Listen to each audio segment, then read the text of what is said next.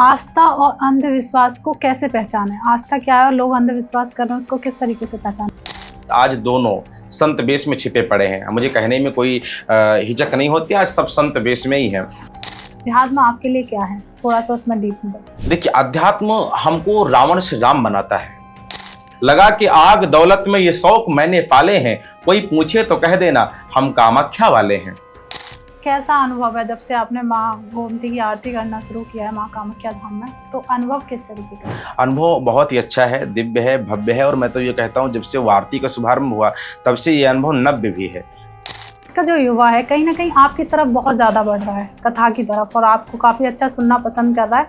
तो ये कैसे उनमें ये अनुभव आ रहा है, उस पर थोड़े सा हमें बताएं। अगर जीवन में नशा है तो उसका जीवन नष्ट हो जाएगा, उसका परिवार भ्रष्ट हो जाएगा।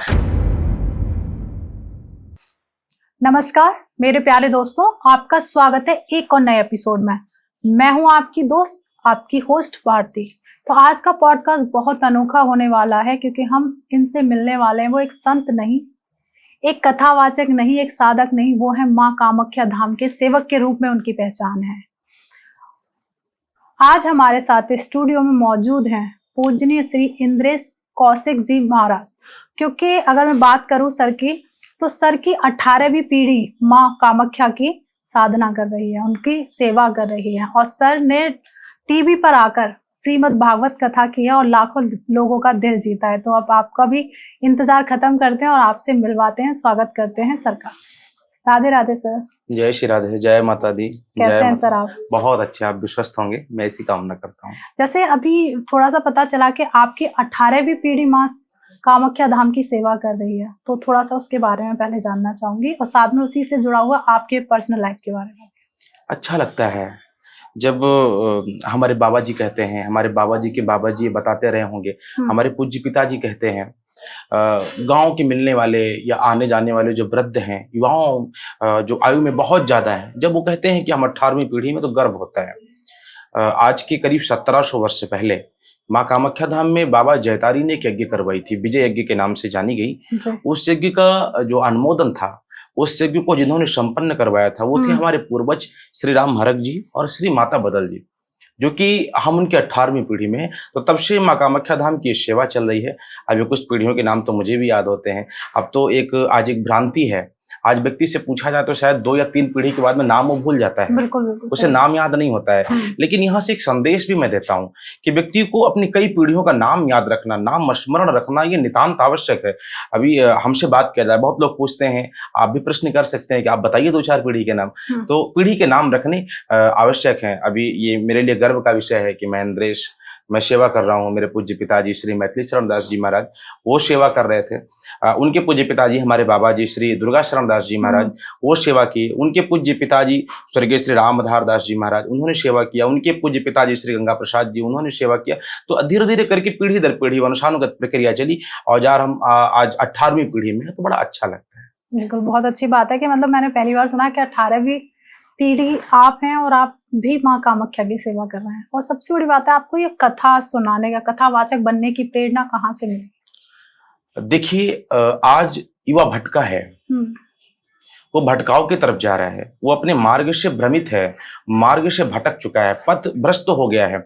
तो मेरा मानना ऐसा है, अगर भटके हुए लोगों को फिर से मार्ग तक लेकर के आना है तो उसका एक मार्ग जरिया है, एक ही मार्ग है, कथा की तरफ जाया जाए।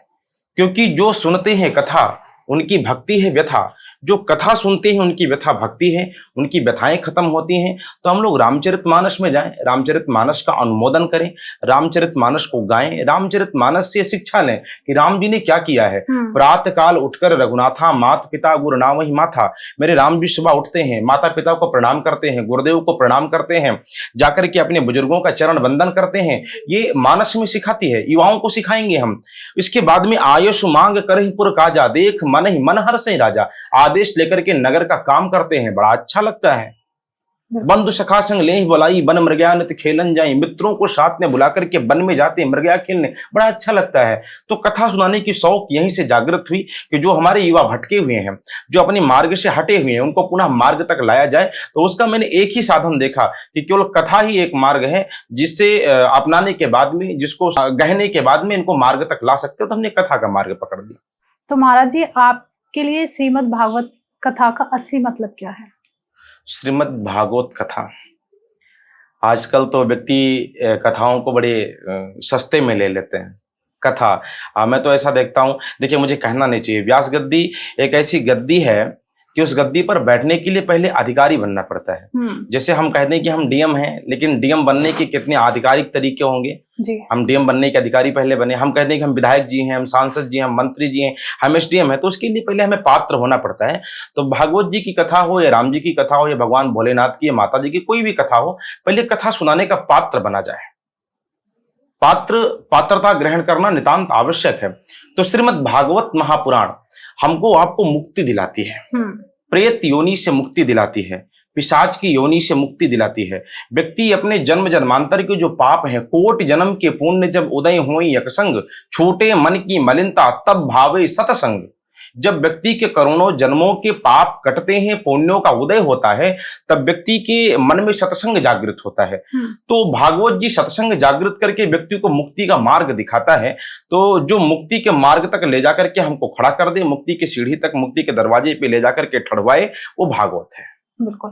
तो जैसे महाराज जी, आपकी जो कथा है वो टीवी पे आने लगी है, तो सबसे पहली बात तो मैं आपसे ये जानना चाहूंगी, ये सफर आपका शुरू कैसे हुआ और कितने सारे इसमें हर्डल्स आए, कितनी प्रॉब्लम्स आई इसमें? देखिए, चुनौती तो हर चीज में है। हाँ। व्यक्ति कोई भी कार्य करता है, एक फार्चून की दुकान वाला जब फार्चून की दुकान खोलता है तो उसे भी चुनौतियों का सामना करना पड़ता है। तो मुझे भी बहुत सारी चुनौती, बहुत सारी विसंगतियों का सामना करना पड़ा, बहुत सारे तर्क और वितर्क का सामना करना पड़ा, बहुत सारे आरोप प्रत्यारोप का सामना करना पड़ा, बहुत सारे लोगों ने अनेकों प्रकार की क्रियाएं प्रतिक्रियाएं दी। कुछ लोगों ने आत्मविश्वासी बनाया तो कुछ लोगों ने आत्मविश्वास को कमजोर किया, कुछ लोगों ने बढ़ाने का प्रयत्न किया तो कुछ लोगों ने खींचने का प्रयत्न किया। क्योंकि किसी ने कहा है, गजब के लोग देखे हैं मैंने इस जमाने में, गजब के लोग देखे हैं मैंने इस जमाने में, अरे जिंदा को गिराने में और मुर्दा को उठाने में, ऐसे लोग इस जमाने में देखे गए हैं। तो व्यक्ति जब जीवित होता है तब उसे मुर्दा बनाने के लिए व्यक्ति हर एक मार्ग अपनाता है। जब मैंने कथाओं को करना आरंभ किया तो एक सहज भाव में कथा गाना शुरू किया, फिर ये देखा गया कि लोगों के पास तक कथाएं पहुंचाई जाएं, ज्यादा लोग इसका अनुमोदन कर सके, ज्यादा लोग इसको सुन सके, तो एक सोशल मीडिया का सहारा लिया गया। तो हम लोगों ने पहले फेसबुक पे आकर के काम किया। अब फेसबुक पे जब आकर के काम किया तो बहुत सारे हमारे आसपास के लोगों ने भी ये कहा कि अरे हमें लगता फेसबुक खरीद लिए हैं क्या। हम लोगों ने यूट्यूब पे आकर के काम किया, यूट्यूब खरीद लिए हैं क्या। तो ये सारे आरोप लगे, लेकिन किसी ने कहा है जो सत्य है उसको स्वीकार करना पड़ता है। संघर्ष व्यक्ति के जीवन में होता है, संघर्ष नहीं जिनके जीवन में, वो भी बड़े अभागे होंगे। या तो प्रण को तोड़ा होगा या तो रण से भागे होंगे, या तो प्रण को तोड़ देते हैं या तो रण से भागे हैं, वो हार जाते हैं। लेकिन जिन्होंने ना तो प्रण को तोड़ा है ना तो रण से भागे, वो विजयी हुए हैं। तो ना तो मेरा प्रण टूटा है ना मैं रण से भागा। तो फेसबुक यूट्यूब के संघर्ष को तय करते करते करते करते टीवियों तक आने की एक यात्रा जो थी, एक लंबे कठिन परिश्रम के बाद में वो तय हो पाई। सबसे पहले संत वाणी एक टीवी चैनल हुआ जो सैटेलाइट था, उसने एक छोटे से हमारे वीडियोज लिए। उसके बाद में फिर अन्य टीवियों पर जाते चले गए, दिव्यलोक पर चला गया, साधना पे चला गया। फिर छोटे छोटे जब त्योहार आते गए तो संस्कार ने बाइट लेना शुरू कर दिया, साधना ने बाइट लेना शुरू कर दिया। एक यात्रा ये भी चली और भक्तों के पास तक गया, भक्तों ने एक्सेप्ट कर लिया और भक्तों ने कह दिया हाँ ठीक है आप चलो, चल रहे हैं। जैसे लोग टीवी पर या मंच पर आपकी कथा सुनते हैं तो उनकी प्रतिक्रिया क्या होती है? पॉजिटिव और नेगेटिव दोनों होती है, दोनों होती है। लेकिन मेरा मानना ऐसा है कि हम दोनों को समझाने का प्रयत्न करते हैं, दोनों हमारे सनातन के हैं। अब हमने बोल दिया कि बेटियों को सुरक्षित रहना है तो उनको अपनी नाभि ढकनी पड़ेगी।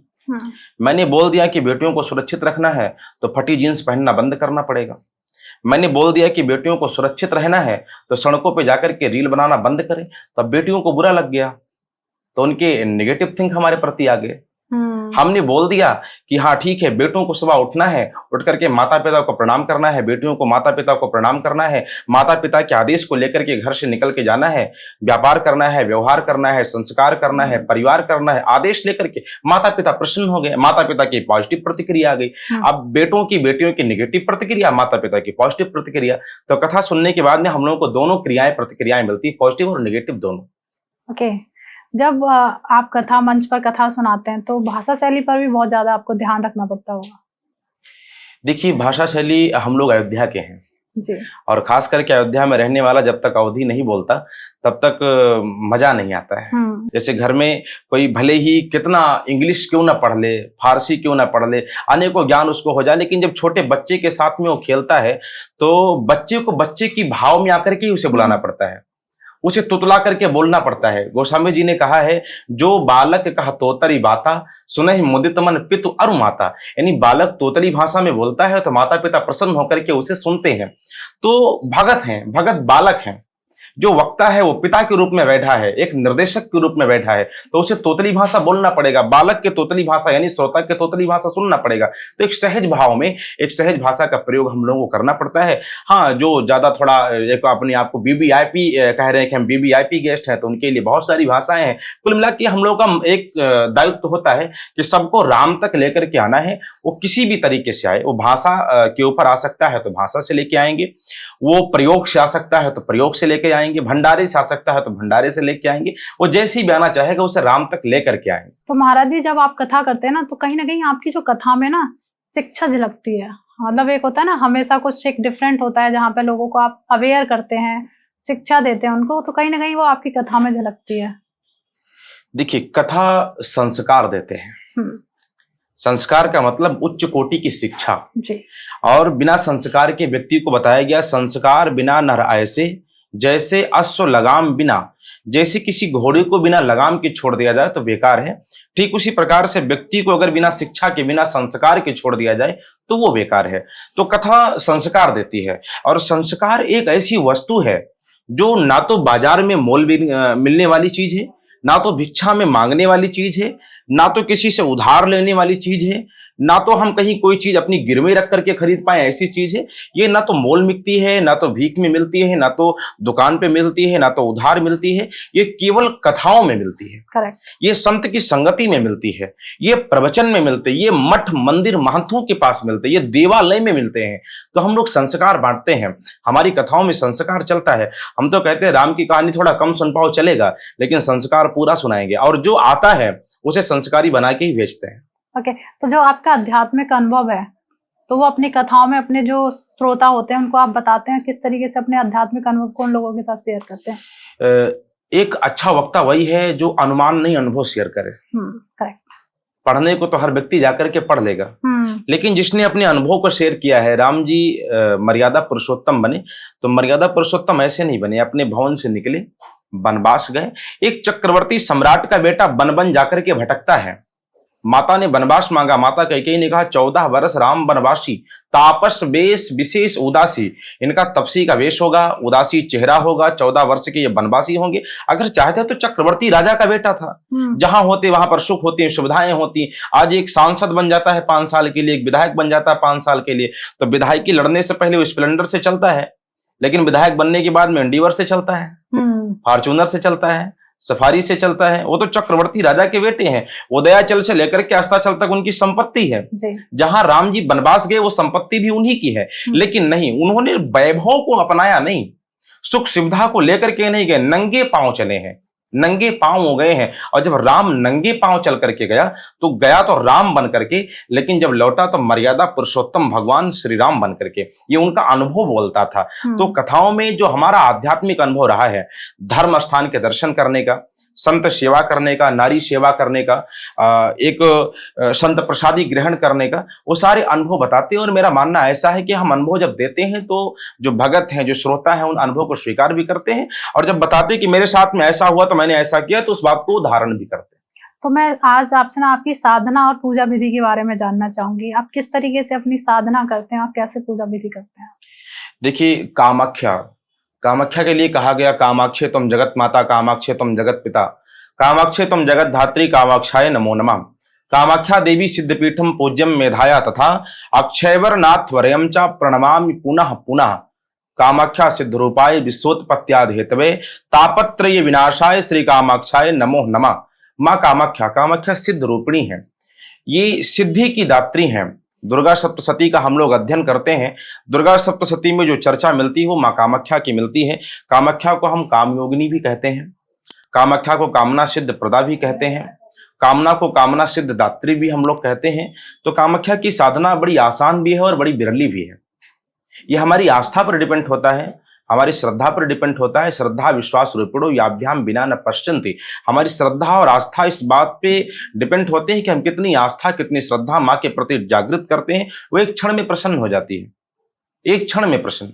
नवरात्रि 9 दिन का पर्व आता है। प्रथमम शैलपुत्री चा, द्वितीयम ब्रह्मचारिणी, तृतीयम चंद्रघंटेत कुष्मांडे, चतुर्थकम पंचम स्कंधमातेत, षष्टम कत्यायनी च, सप्तम कालरात्रित महागौरी चाष्टमम, नवमम सिद्धदात्री च, नौ दुर्गा प्रकीर्तिता।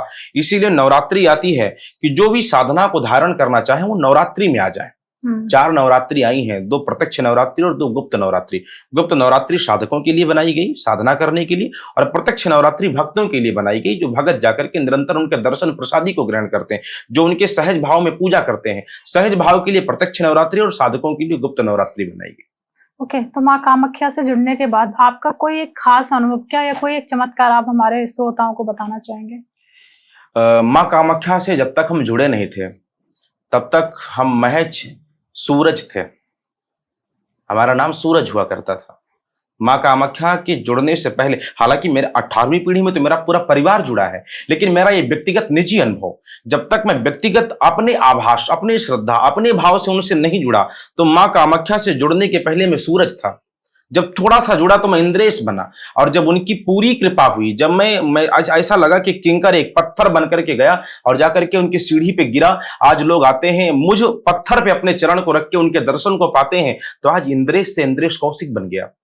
जो घर में बैठा करता था, सत्यनारायण भगवान की कथा करने के लिए हम लोग जाया करते थे, हम लोग माँ के हवन को करवाने के लिए जाया करते थे, वही इंद्रेश जो कभी एक दिन चाहता था कि मैं एक बड़े मंच पर बैठ करके एक कथा करूं, राम कथा का गायन करूं, कृष्ण कथा का गायन करूं, देवी भागवत का गायन करूं, शिव महापुराण का गायन करूं, एक आध्यात्मिक प्रवचन करूं, एक मोटिवेट करूं लोगों को जाकर के निर्देश दूं। आज माँ की कृपा जब उनकी कृपा हुई तो इंद्रेश कौशिक बनने की यात्रा हो गई, और यात्रा इतनी अकाट्य हुई कि हमें लगता है कि माँ के धाम और माँ के जो भगत हैं उनकी भी पूरी प्रत्यक्ष कृपा हो गई।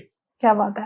तो ये आप जो बचपन से ही आपका रुझान माँ कामाख्या के धाम की तरफ था, या फिर आपका बचपन कुछ अलग तरीके से गुजरा है? थोड़ा सा आप अपने बचपन के बारे में बताएं। बालक जब छोटा होता है तो अपनी माँ की उंगली को पकड़ के चलता है जी। और माँ पिता जिधर जाते हैं बालक भी उधर जाता है। अगर पिता किसी अग्नि के अंगारे के ऊपर से जा रहा है तो बालक ये नहीं सोचता कि पिता है वो फांद के चले गए और हम इसमें जल जाएंगे, वो भी जाने का प्रयास करता है। तो मेरे पिताजी 17वीं पीढ़ी में थे, मेरे बाबा जी 18वीं पीढ़ी में थे। मेरी जो दादी जी थी, मेरे बाबा जी की धर्मपत्नी जी, मेरी माता जी, इन लोगों का निरंतर धाम पे जाना, उनके साथ में मेरा भी धाम पे जाना। तो किसी ने ये कहा है, करत करत अभ्यास ते जड़मत होत सुजान, रसरी यावत जाते शिल्पे परत निशान।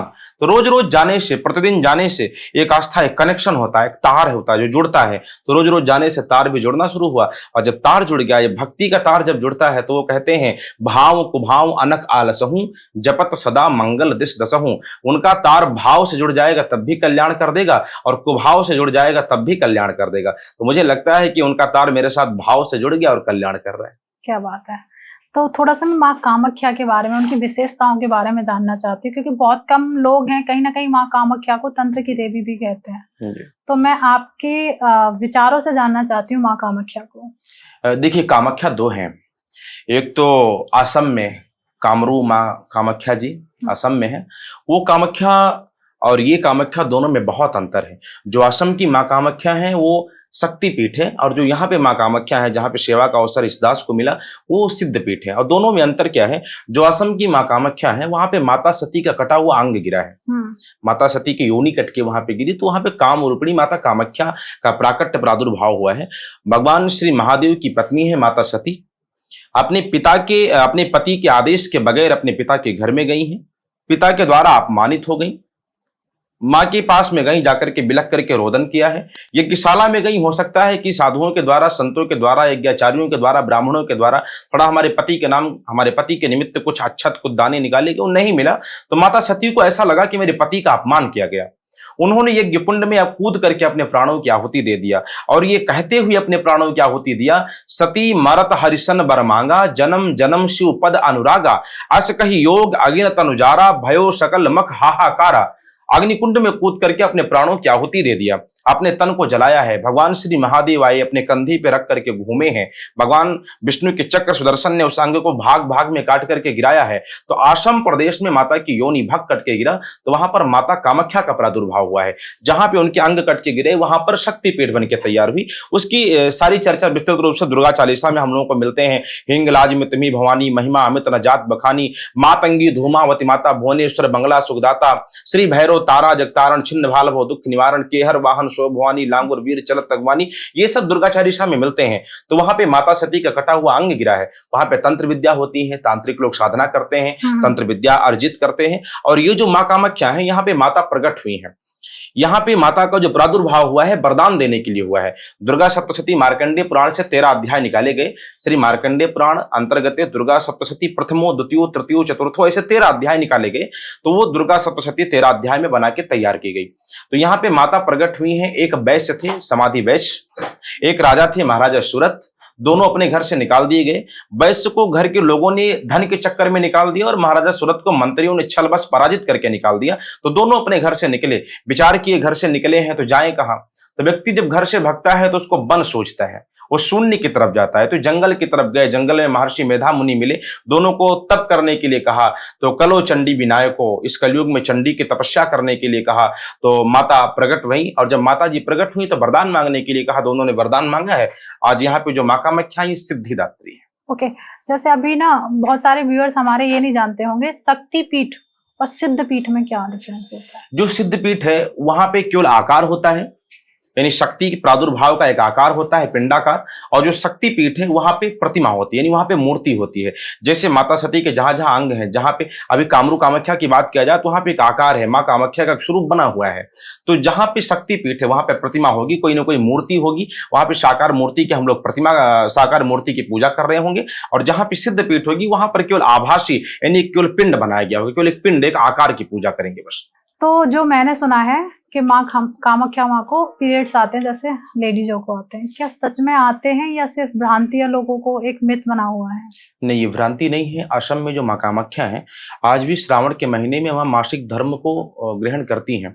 1 महीने के लिए आज भी उनको वस्त्र चढ़ाया जाता है। वस्त्र जब निकाला जाता है तो रक्त रंजित, यानी खून से लथपथ, खून से लाल होता है, जो प्रसाद के रूप में जिन भक्तों के मन में भाव होता है, जिनके भाग्य में होता है, उनको मिलता भी है।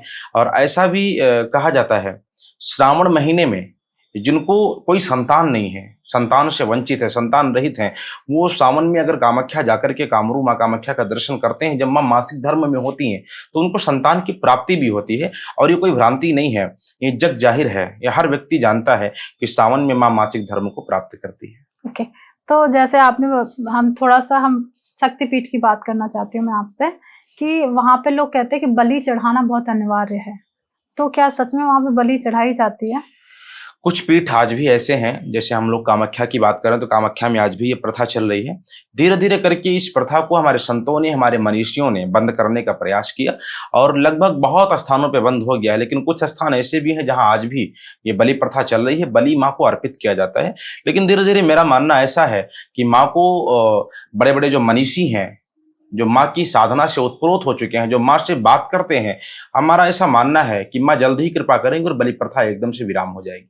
बिल्कुल, होनी भी चाहिए मेरे हिसाब से। तो सर, जैसे अब हम आपके पूर्वजों को लेकर चर्चा करते हैं, उन्होंने जब जैसे सेवा भाव शुरू किया, क्या आप भी उसी तरीके से परंपरा आपकी कंटिन्यू वैसी चल रही है?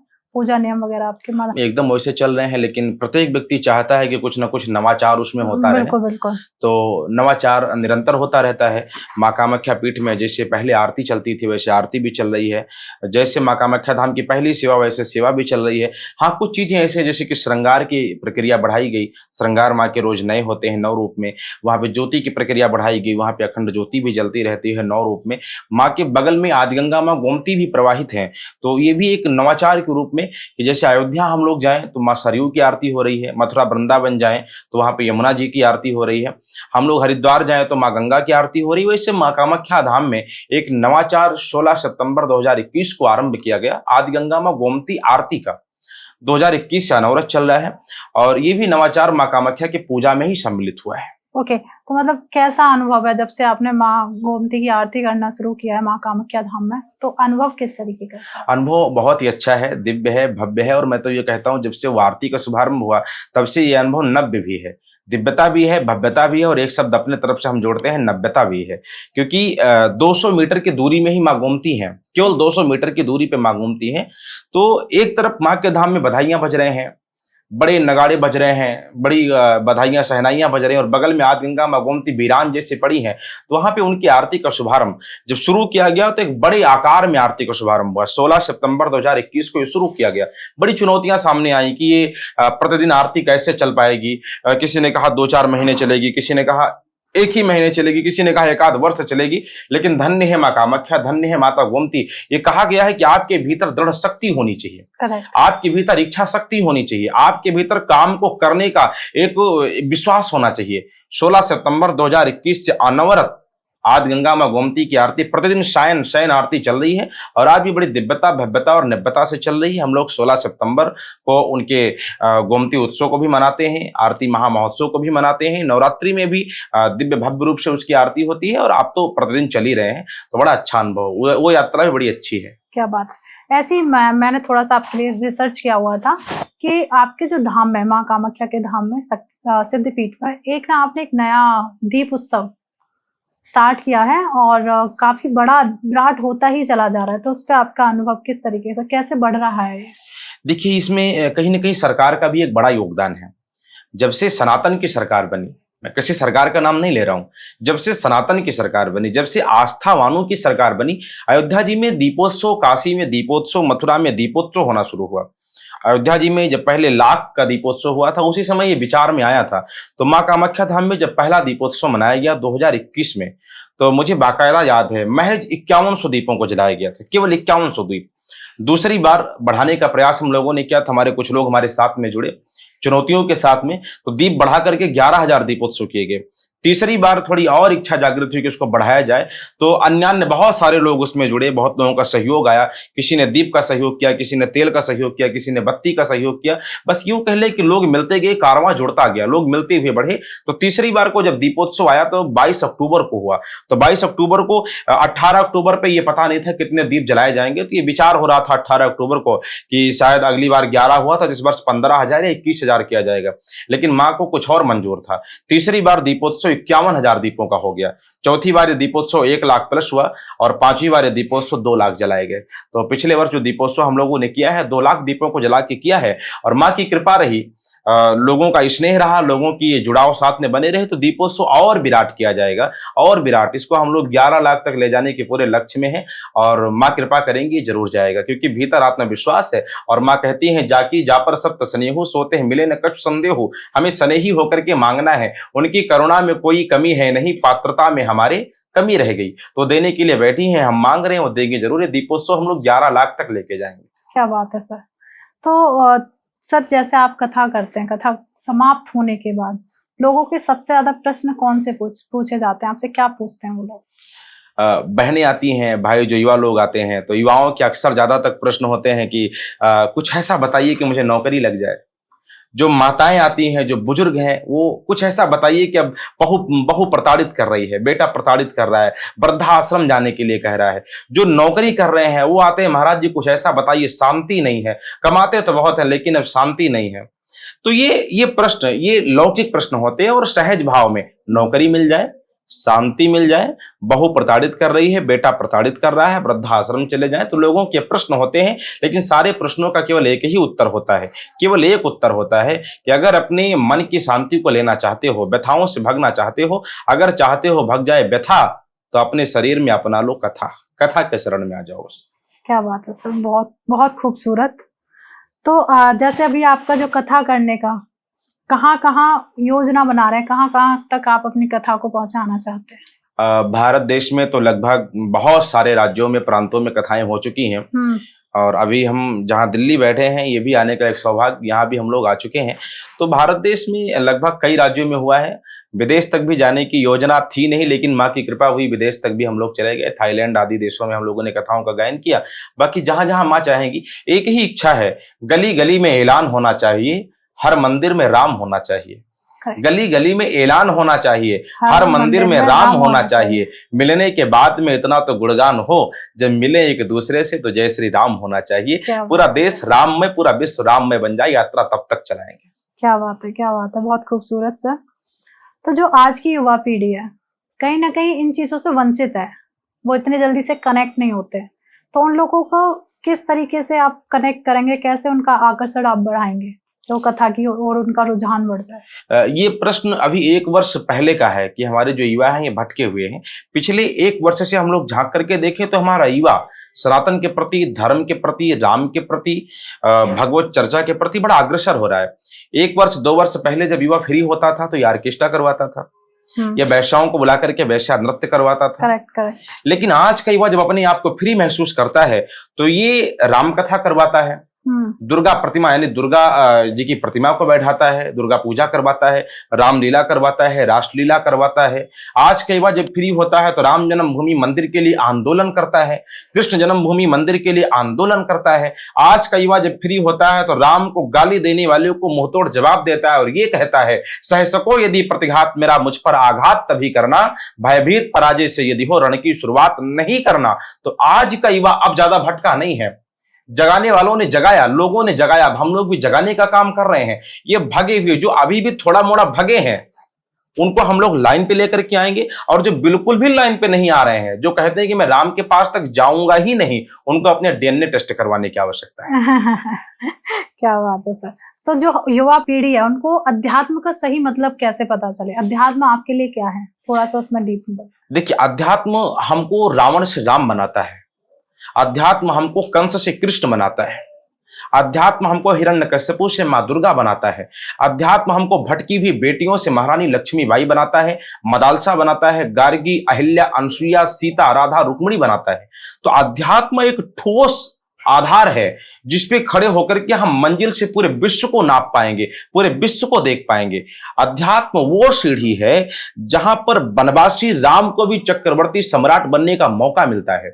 अध्यात्म वो सीढ़ी है कि जेल में पैदा हुए कृष्ण को भी एक तरफ माता पिता लेकर के गए, जाकर के एक ग्वाले के घर में डाल दिया, बाबा नंद माता यशोदा के घर में डाल दिया। जेल में जन्मा हुआ कृष्ण जिसके पास में न राज्य है, न संपदा है, न भोग है, न वैभव है, न विलास है, कुछ भी नहीं है, लेकिन अध्यात्म एक ऐसी सीढ़ी है कि जेल में जन्मा हुआ कृष्ण द्वारिका का राजा बनता है। अध्यात्म एक ऐसी सीढ़ी है कि महारानी लक्ष्मीबाई, मदालसा, गार्गी, अहिल्या, अनसुईया, इनके नाम को आज बड़ी गर्व के साथ में लेते हैं। मांस खाने वाले पंक्षीराज जटायु को आज हम लोग काग के भाग बड़े सजनी, कौवा को बड़े भाग्यवान कहते हैं, जटायु को कहते हैं नहीं जटायु सम बड़भागी। तो अध्यात्म हमको अभागी से बड़भागी बनाता है। और सनातन मजबूत बनाता है।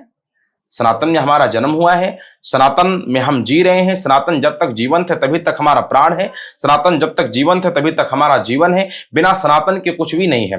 अगर सनातन खत्म तो सब खत्म, सब खत्म। सनातन नहीं तो कुछ नहीं, केवल एक धर्म सनातन। और मैं तो ये स्पष्ट करता हूं, भविष्यवाणी का एक पुस्तक है, 2032 आते आते जितने भी छोटे मोटे पंथ, संप्रदाय, मजहबादी ये फैले, ये सब नष्ट हो जाएंगे। केवल एक ही धर्म बचेगा, उस धर्म का नाम होगा सनातन धर्म। उसी समय एकात्मकता में ये हिंदू स्वराज्य राज्य करेगा, ये सनातन स्वराज्य राज्य करेगा। 2032 तक प्रतीक्षा किया जाए। ओके, तो क्या बिना साधना किए भगवान का अनुभव किया जा सकता है? देखिए, साधना और भगवान का अनुभव ये दोनों दो मार्ग हैं। भगवान का अनुभव हम भक्ति से भी कर सकते हैं, भक्ति से भगवान मिल जाता है, साधना से हम किसी सिद्धि को प्राप्त करते हैं। जैसे कि आपको बताएं, अभी हमारे सामने ये माइक लगा है जी। अब इस माइक को हम 10 रुपए देकर के खरीद सकते हैं, लेकिन इस माइक पे बोलने के लिए हम 10 रुपए दें, 10 क्या 10 लाख दें, और ये बोले कि हमारे भीतर वो शब्द शैली आ जाए, वो भाषा शैली आ जाए, वो आत्मविश्वास आ जाए कि माइक के सामने बोले, तो ये तब तक नहीं आएगा जब तक कृपा नहीं हो। साधना का नाम है कृपा, और भगवान को पाना यह है भक्ति। दोनों के दो मार्ग है। अगर उनकी प्रत्यक्ष कृपा को हमें लेना है, उनको अनुभव करना है, तो साधना के शरण में जाना पड़ेगा, और उनकी कृपा को लेकर के अपने जीवन को मुक्त करना है, अपने आप को पाप मुक्त करना है, अपने आप को तृप्त करना है, तो वो है भक्ति। क्या बात है। आस्था और अंधविश्वास को कैसे पहचाने? आस्था क्या है और लोग अंधविश्वास कर रहे हैं, उसको किस तरीके से पहचाने? आज दोनों संत वेश में छिपे पड़े हैं। मुझे कहने में कोई हिचक नहीं होती, आज सब संत वेश में ही है। उठा करके इतिहास को देखा जाए, ये अनेकों बाबा लोग आ गए, अनेकों संत लोग आ गए, ऐसे काल नेमी लोग आ गए, जो आज कोई कथा कर रहा है, कोई कुछ कर रहा है, कोई कुछ कर रहा है। तो मुझे ज्यादा कहने की आवश्यकता नहीं है, बस मैं इतना ही कह पाऊंगा कि जो वास्तविक संत हैं, जो वास्तविक कथावाचक हैं, जो वास्तविक सनातन को जानकर के सनातन की तरफ बढ़ाने वाले संत हैं, आज धीरे धीरे करके वो कहीं ना कहीं शांत बैठे हैं। गोस्वामी जी ने भी अपने मानस में कहा है कि आगे ऐसा समय आएगा, कलयुग जब विराट रूप में आएगा, तो पंडित सोई जो गाल बजावा, मार्ग सोई जहका जय भावा, साधुन सन करवावहि सेवा, मानहि मात पिता नहीं देवा, जिनकर यह आचरण भवानी, जानी है ते निश्चर सब प्राणी। धीरे धीरे करके ऐसा समय आएगा कि जो गाल बजाना जानता होगा, यानी कि जो लंबी लंबी बातों को करना जानता होगा, वही बड़ा संत हो कहलाएगा, बड़ा कथा वक्ता कहलाएगा। जो साधुओं से सेवा करवाएगा बड़ा योगी कहलाएगा। तो सर, जैसे आपने ना कुछ क्षण पहले मुझे एक चीज बताई थी कि आपने विदेशों में भी जाके कथा की है, वहां तक आप किस तरीके से पहुंचे, कैसी अप्रोच आपको मिली और कैसे लोगों ने आपका साथ दिया? विदेश, देखिए, मेरा भारत तो सिरमौर है ही है। भारत को मुकुट कहा गया है, भारत विश्व गुरु है जी। जहां डाल डाल पर सोने की चिड़िया करती है बसेरा, वो भारत देश है मेरा। हमारे भारत को हिंदवी कहा गया, हिंदू स्वराज कहा गया। तो भारत अपने आप में बड़ा महान है, विश्व गुरु है, भारत के जैसा कोई दूसरा देश नहीं है। लेकिन विदेश, हम थाईलैंड गए, थाईलैंड में भी हमारे भारत में कभी कभी हम लोग, अभी आपने थोड़ी देर पहले एक प्रश्न किया था, हम लोग अंधविश्वासी हो जाते हैं जी। हम लोग कुछ काल नेमियों के चक्कर में पड़ के अपने सनातन को, अपनी आस्था, अपनी श्रद्धा को खोने का कुंठित प्रयास करने लगते हैं। थाईलैंड में मैंने बड़ी अच्छी वस्तु देखी, बड़े अच्छे हमारे अनुभव रहे जो हमको मिले वहां पे। थाईलैंड में मैंने देखा कि संतों का सत्कार बहुत है, संतों का सम्मान बहुत है। मैंने थाईलैंड में देखा कि बड़े बड़े मंदिर हैं, और मंदिर हैं यहाँ पे, मैं देखता हूं मंदिर जाने के लिए लोगों के पास में सब कुछ है, लोग जा भी रहे हैं। मैं हर व्यक्ति को नहीं कह रहा हूं, मैं सबको नहीं कह रहा हूं, लेकिन कुछ एक व्यक्ति को ऐसा कहता हूं जो कि 100 में 40% व्यक्ति भारत में ऐसे मिलेंगे जिनको मंदिर जाने का समय नहीं है। लेकिन थाईलैंड में मैंने इस चीज को देखा है कि 100 में 99% व्यक्ति ये कहता है पहले मैं मंदिर जाऊंगा, उसके बाद कहीं और जाऊंगा। तो विदेश की धरती भी कहीं ना कहीं हमारे सनातन संस्कृति को अपना रही है, हमारी सनातन संस्कृति को जो ताकत है उसको आत्मसात कर रही है। इस बात की प्रसन्नता है कि विदेशी लोग हमारे सनातन संस्कृति को अपना रहे हैं, लेकिन इस बात का दुख भी है कि हम भारतीय लोग अपनी सनातन संस्कृति को भूल रहे हैं। विदेशी हमारे पहनावे को कॉपी कर रहे हैं और हम विदेशी के पहनावों को अपने शरीर पर लागू कर रहे हैं। विदेशी भारतीय बनना चाहते हैं और दुख है जो भारतीय है वो विदेशी बनना चाहते हैं। तो ये बहुत दुख की बात है। विदेश जाने का अनुभव, विदेश गया, मुझे बड़ा अच्छा लगा। भारत की याद आती रही, अपनी मिट्टी है, अपने वतन है, तो यहाँ की याद तो सबको आएगी। कामाख्या की याद आएगी, लगा के आग दौलत में ये शौक मैंने पाले हैं, दीवाने हैं उनके हम। लगा के आग दौलत में ये शौक मैंने पाले हैं, कोई पूछे तो कह देना हम कामाख्या वाले हैं। तो कामाख्या की याद तो आएगी, कामाख्या की याद सताएगी, मां भारती की याद सताएगी। और संयोग देखिए, भारती की चर्चा कर रहे हैं और भारती की चर्चा भी भारती के साथ कर रहे हैं, ये भी एक संयोग है। तो विदेश में भी मां भारती की याद आई। लेकिन मुझे ऐसा लगता है कि कुछ संस्कृति विदेश से भी सीखने की आवश्यकता है, थाईलैंड से भी सीखने की आवश्यकता है। और रही बात जाने की, तो हमारे यहीं के कुछ मित्र रहे, गोरखपुर मैंने कथा किया तो गोरखपुर से कुछ हमारे मित्र जुड़े, हमारे टिंचू ओझा जी, हमारे पिंटू ओझा जी।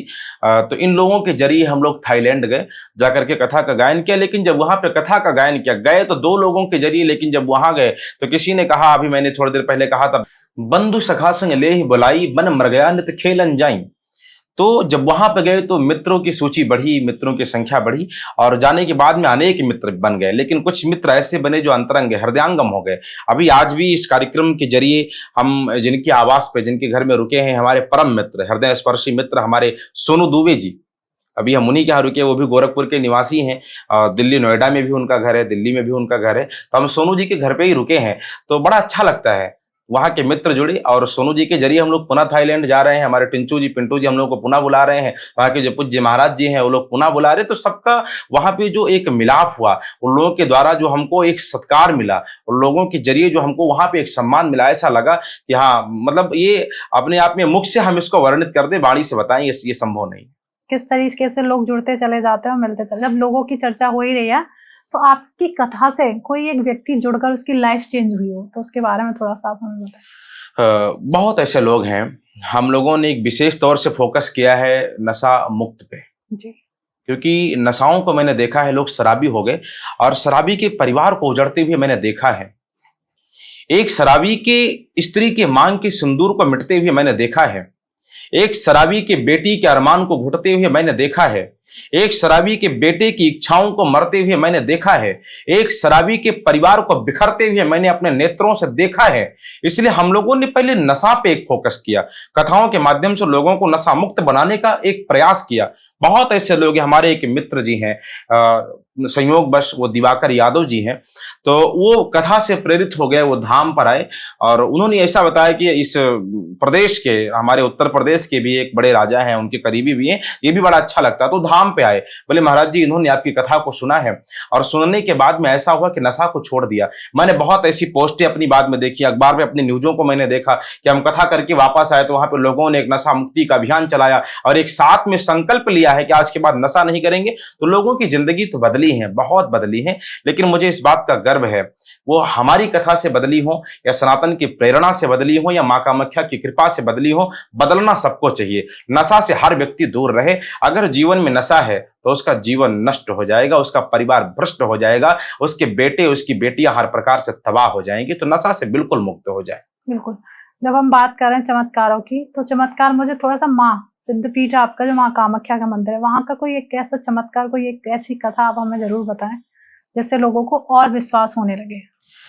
मैं दूसरी की बात क्या बताऊं, अभी हम ऑन कैमरा बैठे हो तो अपनी ही बात बता देते हैं। बिल्कुल बिल्कुल। हमारी जो बाई आंख है, ये बाई आंख, इस आंख से मुझे ज्यादा दिखता है, लेकिन इस आंख से मुझे दिखना बंद हो गया था। मैं एकदम छोटा था बचपने में, तो हम लोग खेल रहे थे, तो हम लोग के घर में जो पहले चरपाई होती है, तो चरपैया थी, तो जो पुराने जमाने की चरपाई बनी होती थी तो पावे में ऊपर एक नोक निकली होती थी। तो हम लोग सुबह का समय है, तो छोटी बहन ने मुझे पकड़ के खींचा और जब उसने खींचा तो हम गिर गए। गिरे तो मेरी आंख जो है उसी पावे पे जाकर के गिर गई, तो आंख से मेरे ब्लड आ गया। लोग लेकर के डॉक्टर के पास में गए, मेरे पिताजी मेरी दादी जी, तो डॉक्टर ने दवा दिया, सही हो गया। थोड़े से हम लोग बड़े हो गए तो हम और हमारे जो छोटे भाई है, दोनों लोगों ने महाभारत का सीरियल देखा, तो उसमें युद्ध हो रहा था, तो बाण चलाए जा रहे थे, गदा चलाए जा रहे थे, तो हम दोनों लोगों ने खेलना शुरू कर दिया। तो एक तरफ उसने लाठी ले लिया, एक तरफ मैंने ले लिया, दोनों लोग लाठी को बीच में ऐसे ऐसे लड़ा रहे हैं, इधर से वो लाए, इधर से हम ऐसे लड़ा रहे हैं। एक बार लाठी मेरी अलग चली गई या उसकी अलग चली गई, उसकी सीधी लाठी जो है आकर के मेरी इसी आंख पे लग गई। फिर से आंख से ब्लडिंग हुई, डॉक्टर के पास हम लोग गए। डॉक्टर ने कहा अगर इस बार दोबारा कुछ होता है तो आंख गायब हो जाएगी, मतलब आंख खत्म रहेगी लेकिन दिखाई नहीं पड़ेगा। संयोग बस तीसरी बार फिर वही हो गया। एक गिट्टी आई, हम और हमारे एक पिताजी के फूफा जी लगते हैं, हमारे बाबा जी लगते हैं, उनके बेटे, दोनों लोग छोटी छोटी साइकिलें थी तो उस पर बैठे थे, मेरा घर बन रहा था, तो गिट्टी को उठा करके उन्होंने मारा, वो उधर से मारे, हम इधर से, हम अपने रथ पे वो अपने रथ पे, हम लोग युद्ध खेल रहे थे, तो वो गिट्टी उसकी आकर के सीधा मेरी आंख में लग गई। फिर से हम लोग डॉक्टर के पास में गए, डॉक्टर ने देखा, बोले हाँ ठीक है सब ऐसे रहेगा, एडमिट किया, बोले ऐसे रहेगा लेकिन अभी आंख से दिखेगा नहीं। तो मैं भी रोने लगा, इस आंख से दिखना भी बंद हो गया था। तो मेरी दादी जी मुझे लेकर के मंदिर गई, तो मंदिर में नीर कुंड बना हुआ है, तो नीर कुंड से नीर को उठा करके लगाया, प्रतिदिन ले जाकर के परिक्रमा लगाती थी, घर में ला करके नीर को रखा, नीर को लगाया जाता था। और आपको सच बताएं, उस नीर को लगाने के बाद में, माता की नीर कुंड से जो नीर निकलता है, उस नीर को लगाने के बाद में डॉक्टर की दवा फेल हो गई और माँ की दुआ कामगार हो गई। जहां डॉक्टर की दवा हो जाती है फेल, वहां माँ की दुआ कर जाती है खेल। माँ की दुआ जो थी वो कामगार हो गई, लगातार लगते गए, रोज माँ की नीर लग रही है, माँ के सामने आरती हो रही है, और धीरे धीरे करते आपको सच बताएं, कहने में कोई अतिशयोक्ति नहीं है, इस आंख से उतना नहीं दिखता जितना मुझे इस आंख से दिखता है। क्या बात है।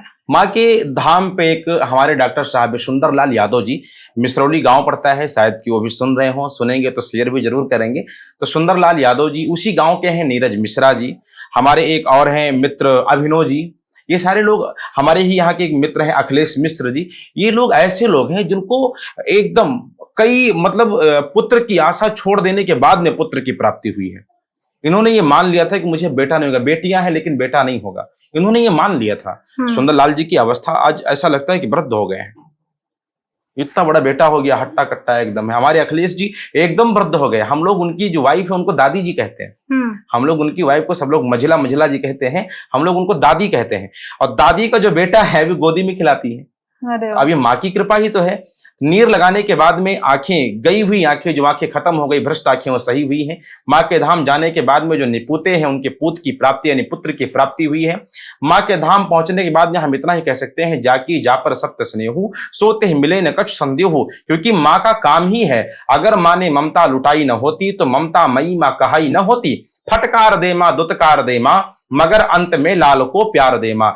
अगर माँ मनाने को आई न होती तो ममता मई माँ कहाई न होती। वो माँ है, वो सब देती है। क्या बात है सर। ऐसे ही जब माँ की चर्चा हो रही है तो एक चीज और, आप लोग अपने धाम करते हैं कन्याओं का विवाह, तो वहाँ जाति देख के करते हैं या फिर जो निर्धन होते हैं उन कन्याओं की शादी होती है? हम लोग जाति नहीं देखते। हम ऐसे सनातन में पैदा हुए कि हमें जाति बताई ही नहीं गई। हम जातियों में बंटने वाले लोग नहीं हैं। हम तो ये कहते हैं कि बटोगे तो कटोगे। कन्या विवाह की आपने चर्चा किया तो एक स्वाभाविक तौर से हम लोग सरल भाव में बैठे थे और एक कन्याओं का विवाह जो है विचार उठा कि कन्याओं का विवाह किया जाए। तो ये रात्रिकालीन की चर्चा है। सुबह एक तक्षशिला आईएएस एकेडमी है, तक्षशिला ऑफिस पे हम लोग बैठे और तक्षशिला में बैठे तो एक हमारे मित्र है संतोष मिश्रा जी, उन्हीं की यहाँ सारी रूपरेखा बन के तैयार हुई और 3 निर्धन कन्याओं का विवाह हुआ। संयोग बस इस वर्ष 11 कन्याओं का है। 3 जो निर्धन कन्याएं हुई, अगर मैं जाति देखता तो मैं ब्राह्मण हूं, मैं ब्राह्मण बेटियों का विवाह करवाता। अगर मैं जाति देखता कि चलो भाई सवर्ण को करवाना है तो हम ब्राह्मण या क्षत्रिय का करवाते। सही बात है। लेकिन आप उठा करके जांच करवाइए, सर्वे करवाइए, जो 3 बेटियों का विवाह हुआ है उसमें ना तो कोई ब्राह्मण है ना तो कोई क्षत्रिय है, एक मौर्य है और 2 दलित हैं। यानी कि राम के भवन में जो विवाह हुआ है वो सबरी के घर की बेटी का हुआ है। हम लोग जातियों में बंटने वाले नहीं हैं। राम जब वनवास जाते हैं तो जूठा बेर सबरी के यहां वो खाते हैं। हम लोग जातियों में नहीं बढ़ते।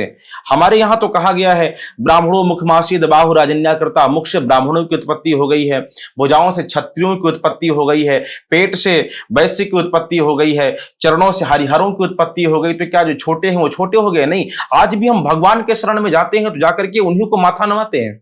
कोई जाकर के भगवान का मस्तक छूता है क्या? नहीं छूता। जबकि अगर ब्राह्मण को बड़ा माना जाता तो भगवान का मस्तक छूना चाहिए था। भाई वो मुख से पैदा हुए हैं। सही बात। और जिनको हम सबसे छोटा मानते हैं वो चरण से निकले, लेकिन जाकर के चरण में गिरते हैं। आज मेरा भारत इसीलिए थोड़ा सा कमजोर हो रहा है क्योंकि हमने जातियों में लोगों को बांट दिया है। हमने एक विडंबना उठाई है कि ये ब्राह्मण है, ये क्षत्रिय है, किसी गौतम के यहां भोजन नहीं कर सकते, ये किसी छोटे व्यक्ति के घर में भोजन नहीं कर सकते। अरे क्यों नहीं कर सकते भाई? हमने यही कहकर के उनको इतना प्रताड़ित कर दिया है कि वो हमसे दूर हो गए। हमने ये कहकर के प्रताड़ित कर दिया कि तुम हमारे गिलास को छू नहीं सकते हो, तुम हमारे वस्त्र को छू नहीं सकते हो, तुम हमारे मंदिर पे चढ़ नहीं सकते हो, तुम हमारी थाली नहीं छू सकते, जिस थाली में मेरा भोजन है वो भोजन नहीं छू सकते। तो उन्होंने हमसे घृणा किया। भाई जिसको हम दूर करेंगे वो दूर भगेगा, वो दूर भगेगा। तो ये हमारी मां भारती का एक दुर्भाग्य रहा है कि हमारे कुछ कुंठित मानसिकता के लोगों ने उनको दरकिनार किया है। उनको किनारे करने की आवश्यकता नहीं है। हमारे वास्तविक भाई तो वही हैं, उनको गले लगाने की आवश्यकता है। जिनको हम सबसे छोटा मानते हैं हमारी दृष्टि में वो सबसे बड़ा है, वो सबसे बड़ा। जाति बाध्यता को वहां पे कोई स्थान ही नहीं है। मां कामाख्या में जाति बाध्यता है ही नहीं। हम लोग जाति बाध्यता नहीं करते। हमारे यहाँ बस ये हिंदुत्व बाध्यता होनी चाहिए। सही बात। रग रग में हिंदुत्व समाना चाहिए। हम हिंदुत्व की बात करने निकले हैं और जब तक शरीर में प्राण रहेगा तब तक हिंदुत्व की बात करेंगे। हाँ, कभी कभी सच बोल देते हैं। अब अगर सच बोलना गलत है तो ये मानो कि मैं गलत हूं, ये मानो कि मैं गलत हूं। किसी ने कहा है किसी सोते को गफलत से जगा देना बगावत है, किसी सोते को गफलत से जगा देना बगावत है, किसी मजबूर का हक उसको दिला देना बगावत है। अगर इस दुनिया में सच्चाई के गीत गाना ही बगावत है तो समझो मैं भी एक बागी हूं, मेरा मजहब बगावत है तो समझो मैं बागी हूं। मेरे यहां जाति बाध्यता नहीं, हिंदुत्व बाध्यता है, सनातन बाध्यता है, धर्म बाध्यता है। जाति बाध्यता का कोई महत्व नहीं है। महाराज जी आप पे प्रत्यारोप भी लगे हैं और प्रत्यारोप भी लगे हैं, क्यों लगे हैं? क्यों आपके ऊपर लोग उंगलियां उठाते हैं? देखिए ये एक ऐसी भूमि रही है जहां पे भगवान श्री राम भी वंचित नहीं बचे। आरोप उनके ऊपर भी लगे। राम जी के जीवन को उठा करके देखा जाए, बेचारे वनवास गए, 14 वर्ष वनवास में रहे। जिनके साथ में विवाह हुआ है माता जानकी, वो वनवास गई। राम जी ने उनको समझाया, कहां चल रहे हो, बड़ी कोमल हो तुम, तुम्हारे पैर बड़े कोमल है, हाथ बड़े कोमल, शरीर बड़ी कोमल है। वो अयोध्या नहीं है। जिस जंगल तुम चल रही हो ना, कुछ कंटक मग काकर नाना, चलत पयादे बिन पद त्राना। कांटों पे बिना चरण के, बिना चप्पल के चलना पड़ेगा, कंकड़ पे बिना चप्पल के चलना पड़ेगा, पदत्राणा, बिना पैर में पदत्राण नहीं होंगे। जो जल अयोध्या में मिल रहा है मिनरल वाटर, वहां नहीं मिलेगा। बोले कौन सा मिलेगा? कहा लागहि अति पहाड़ कर पानी, दुसह बिरह नहीं जात बखानी। जंगल में पहाड़ों के पानी मिलेंगे। और जानकी तुम बड़ी कोमल हो, जंगल में हिंसक जानवर मिलेंगे। चित्र लिखित कपि देख डराही, तुम तो बंदर को चित्र में देख करके डर जाती हो। ऐसी जानकी के साथ में मेरे राघव बनवास गए, लेकिन जब लौट करके आए तो क्या प्रजाओं ने एक्सेप्ट किया? क्या नहीं किया। प्रजा ने एक कलंक लगा दिया। माता जानकी को मेरे राम जी ने अग्नि परीक्षा भी दिलवाई और उसके बाद में सदा सर्वदा के लिए परित्याग भी कर दिया। प्रजाओं ने राम को नहीं छोड़ा, प्रजाओं ने भगवान कृष्ण को नहीं छोड़ा। भाई भगवान कृष्ण को नहीं छोड़ा। प्रसेन को मारने का मिथ्या आरोप लगा दिया, मणि को छीनने का मिथ्या आरोप लगा दिया। सत्राजित के घर से यह आरोप निकला। आरोप को धोने के लिए भगवान को वन में जाना पड़ा, जामवंत से युद्ध करना पड़ा। भगवान कृष्ण भी आरोप से नहीं बचे। आरोप भगवान श्री कपिल देव पे लगाए गए, आरोप माता जानकी पे लगाए गए, आरोप माता राधा पे लगाए गए, देवी रुक्मिणी पे लगाए गए, संतों पे लगाए गए, पूज्य शंकराचार्यों पे लगाए गए। तो हम तो छोटे से व्यक्ति हैं, हमारे ऊपर तो आरोप लगना लाजिमी है। हमारे ऊपर तो आरोप का लगना एक स्वाभाविक है, लगना चाहिए। हमारे ऊपर अत्यधिक और ज्यादा लगना चाहिए। हम सत्य बोलेंगे तो आरोप लगेंगे। अच्छा, उसके बाद भी बोलते नहीं क्यों? क्योंकि आरोप लगाने वाला भी कोई सनातनी ही होगा, कोई सनातनी होगा।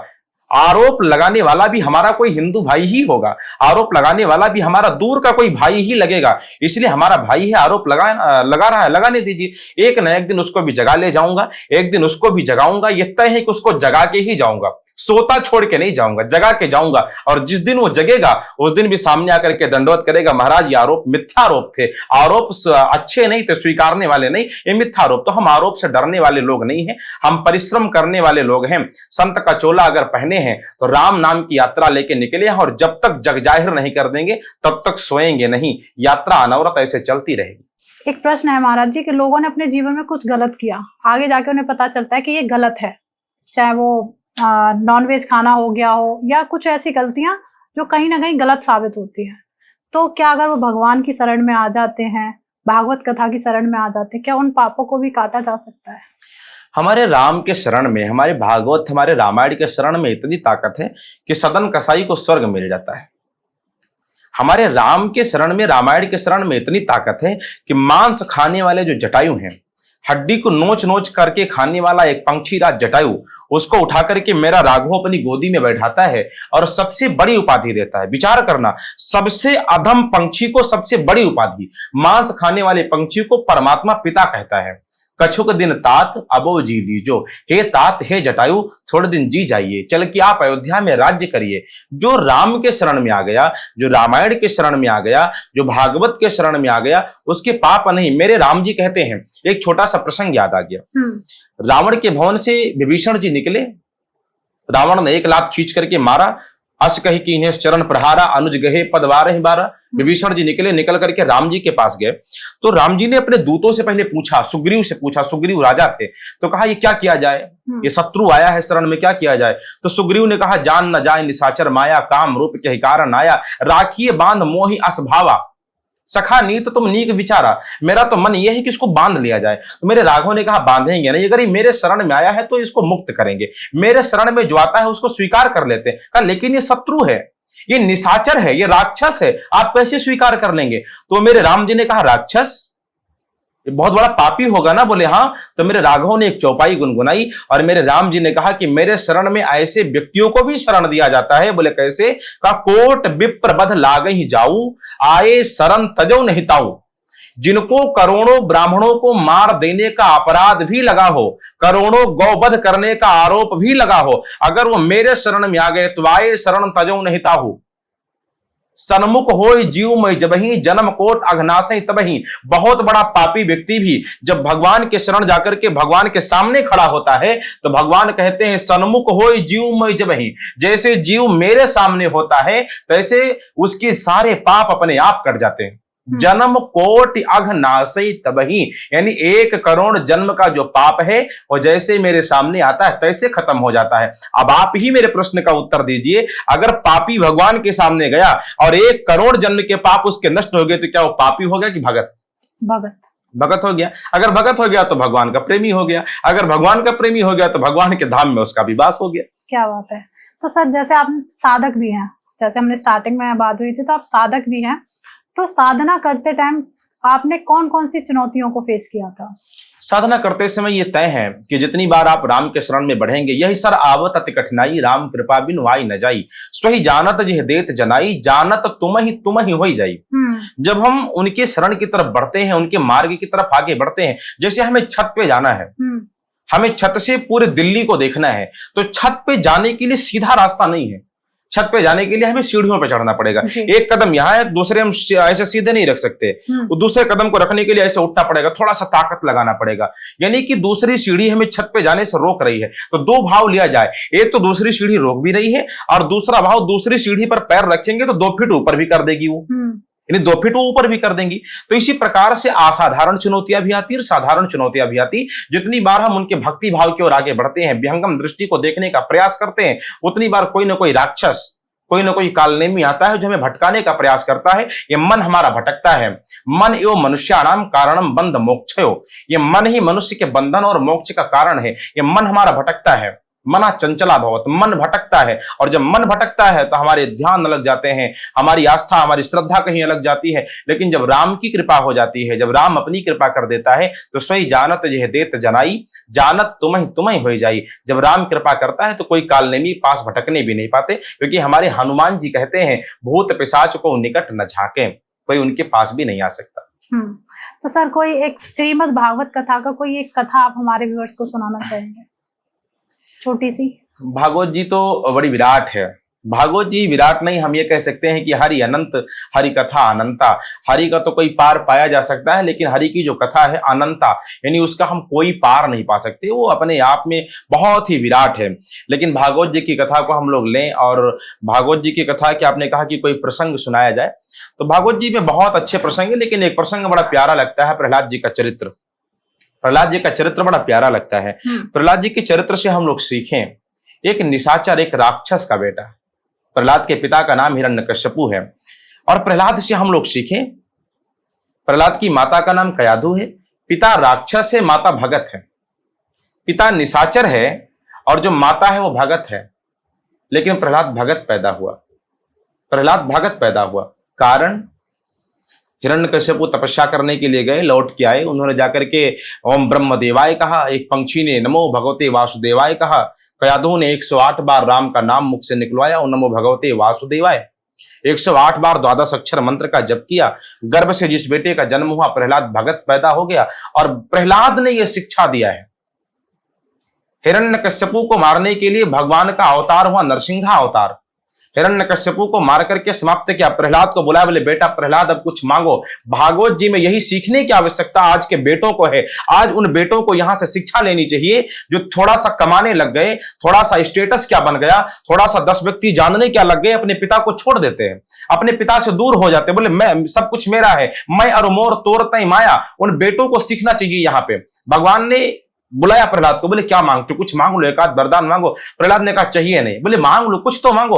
तो प्रहलाद ने कहा देना चाहते? बोले हाँ। तो कहा मेरे पिता को मुक्त कर दो, हिरण्यकश्यपु को मुक्त कर दो। हिरण्यकश्यपु कौन? जिसने प्रहलाद को मारने का प्रयास किया, प्रहलाद को जलाने का प्रयास किया, प्रहलाद को विष का पान करवाया, प्रहलाद को हाथी के पैर के नीचे कुचलवाया, प्रहलाद को काल कोठरी में बंद करवाया, प्रहलाद को हर प्रकार से मारने के सारे प्रयास किए। प्रहलाद से कहा राम का नाम लेना बंद कर दो, लेकिन प्रहलाद ने एक ही चीज कहा था, सांस ये शरीर से प्राण और राम के नाम दोनों साथ ही तो छूटी हो। मेरे शरीर से मेरे श्वास, मेरे प्राण और राम का नाम ये साथ में जाएगा, ये साथ में जाएगा। ऐसा बेटा अपने पिता के लिए मुक्ति की याचना करता है। तो भागवत जी बहुत बड़ा ज्ञान इस प्रसंग से देते हैं कि बेटा भले ही कितना बड़ा क्यों ना हो जाए, बाप उसके लिए बाप रहेगा और बेटा उसके लिए बेटा रहेगा। तो सर, जैसे हम युवाओं को लेके भी चर्चा कर रहे थे, पर आज का जो युवा है कहीं ना कहीं आपकी तरफ बहुत ज्यादा बढ़ रहा है, कथा की तरफ, और आपको काफी अच्छा सुनना पसंद कर रहा है। तो ये कैसे उनमें ये अनुभव आ रहा है, उस पर थोड़े सा हमें बताएं।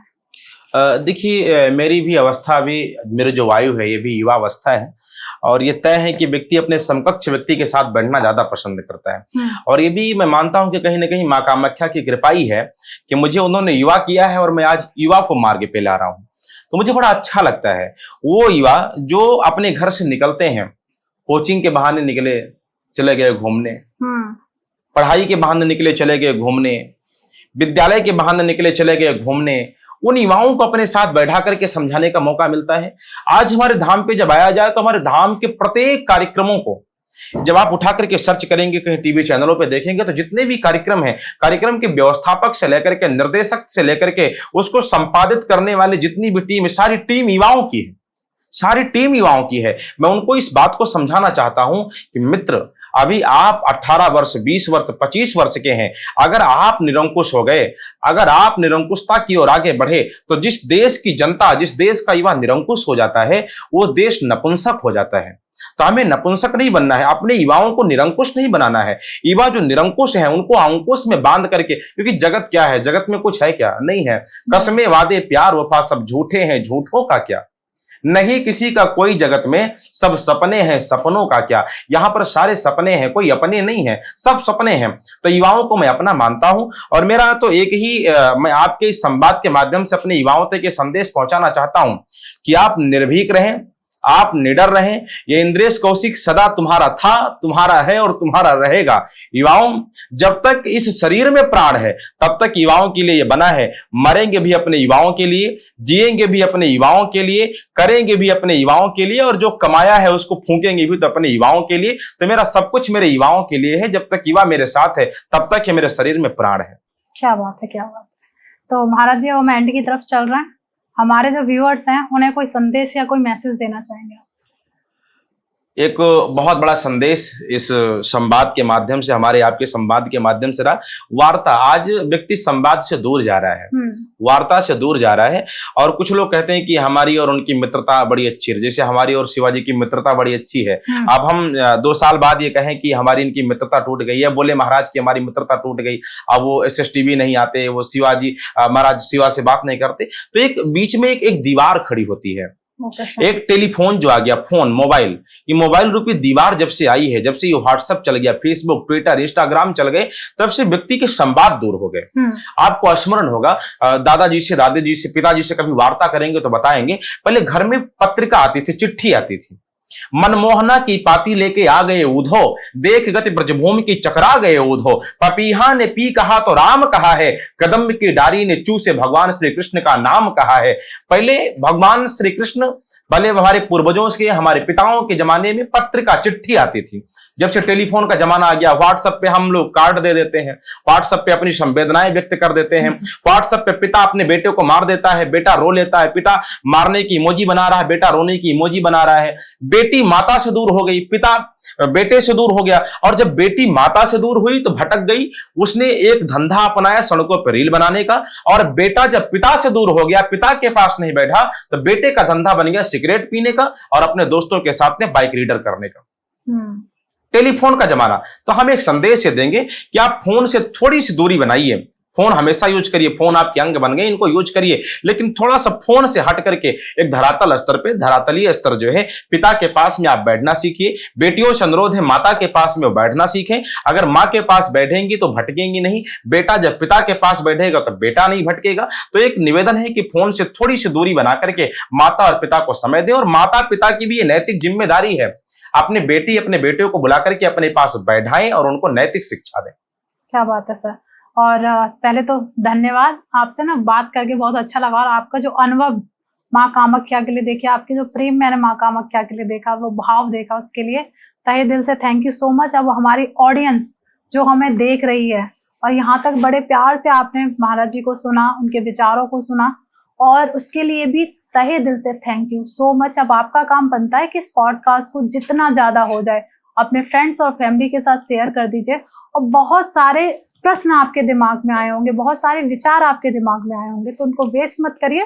कमेंट बॉक्स आपके लिए बनाया गया है, उसमें आप भर भर के अपने प्रश्न डालिए, अपने विचार डालिए। महाराज जी की टीम या हमारी टीम के द्वारा आपको उसका आंसर मिलेगा ही मिलेगा। प्लीज चैनल को सब्सक्राइब कर लीजिए, फ्री ऑफ कॉस्ट है। मिलते हैं एक नए एपिसोड में, जब तक आप अपने घर में स्वस्थ रहें, मस्त रहें। राधे राधे।